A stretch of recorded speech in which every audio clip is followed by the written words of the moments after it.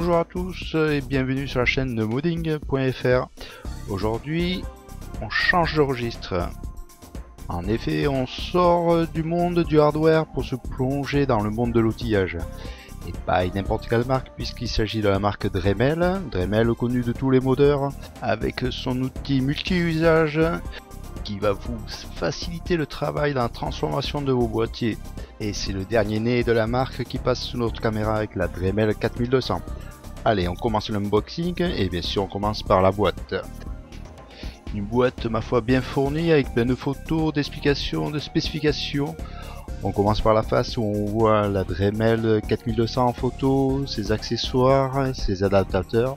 Avec en bas à gauche donc nous avons bien 4 adaptateurs, 75 accessoires et la spécificité du 4200, le Z-Change. On tourne la boîte où l'on retrouve plus en détail les accessoires et adaptateurs avec leurs propres photos et leurs propres références.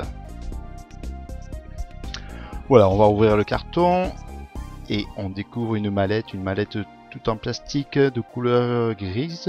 Voilà, je la pose avec le joli logo Dremel tout de bleu.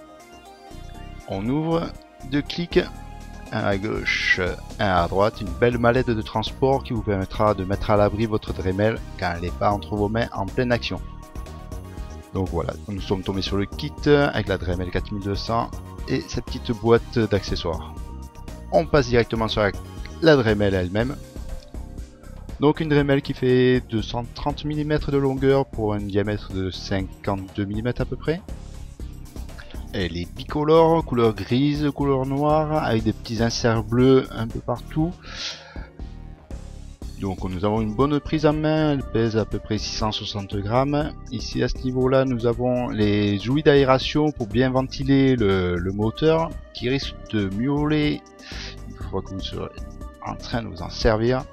Le bouton de mise en marche, juste derrière nous avons les caches pour les charbons, pour changer les charbons éventuellement. Donc un bon grip caoutchouc sur le dessous et dessus du plastique bien dur. La petite poignée de suspension que l'on peut ranger tranquillement. Le variateur en continu de 5000 tours à minute à 33 000 tours minute, quand je vous disais que ça allait miauler. Plus en arrière, bien sûr, on a le cordon d'alimentation. Vous avez 2 mètres de longueur, donc de quoi vous servir de votre Dremel 4200 sans être bridé par la longueur du cordon. Et donc la spécificité de la Dremel 4200 est ce nouveau système EZ-Change. Donc pas de mandrin avec une clé à serrer ou que l'on bloque, etc. Non, là il suffit en fait d'appuyer sur ce petit système. Donc vous voyez, il n'y a plus le bouton de blocage. En fait, on prend de chaque côté les petits trucs bleus, on appuie dessus et ça ouvre le mandrin pour pouvoir mettre votre accessoire forêt. Alors, on va faire l'essai. Donc là, bon, là c'est bloqué, bien sûr. Toujours, pam. Le mandrin est en place et là c'est bien serré, mais alors vraiment bien serré. Un système de changement rapide, simple et très efficace. D'ailleurs ils l'ont baptisé EZ-Change, EZ Easy Change, c'est pas pour rien. Bref, on passe sur l'étiquette avec les petites icônes de précaution d'utilisation de la Dremel, les lunettes et le masque. Ensuite nous trouvons les caractéristiques de la 4200 avec une puissance de 175 watts. Un diamètre maximum pour les disques de 38,1 mm, de système de changement rapide acceptant en fait les tiges d'un diamètre de 3,2 mm. Donc voilà, nous avons terminé avec cette Dremel dont le principal atout, je le répète, est son système de changement rapide, l'Easy Change.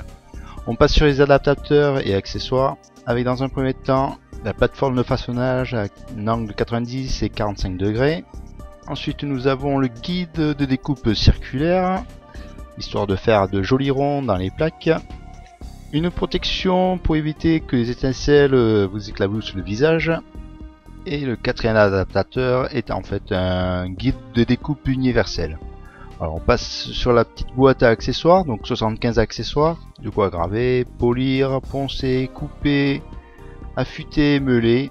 Bon, on va commencer par ces petites bandes de ponçage avec des grains en 60 et des grains en 120. Ensuite on passe du côté polissage avec ces disques en feutrine, montés sur un petit mandrin avec un petit pas de vis. Donc nous avons des grands diamètres et des petits diamètres, et bien sûr la pâte à polir.